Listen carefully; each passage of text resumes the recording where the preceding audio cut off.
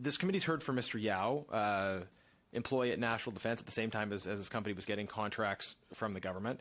Our view is that aside from the particular problems of his case, we don't think that it makes sense to have someone who is an employee of the government who is also being contracted out to for certain work.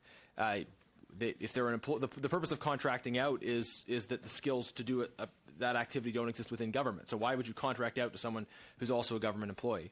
Which is why we put forward a motion to this committee that was passed, though opposed by the Liberal members, that was passed, calling on the government to end any of these double-dipping arrangements where a government employee is also a recipient of government contracts. Do you believe that the Department of National Defence should end all instances of double-dipping? Perhaps you're not aware that a significant number of the members of the Canadian Armed Forces are reservists. By the very definition of their work, they are also employed in other occupations. Some of them are police officers or firemen.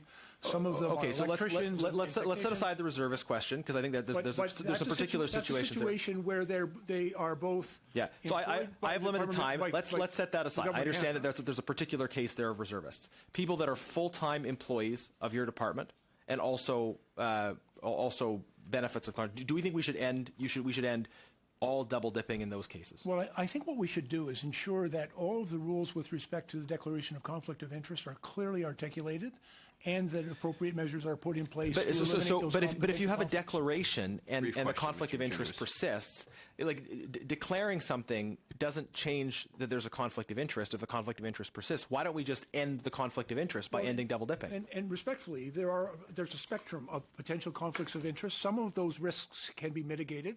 Some of them require a full screen. Some of them would be an absolute prohibition from engaging in any contracts with the department. So it's a range. It really depends on the position the person holds and the services that they may be providing.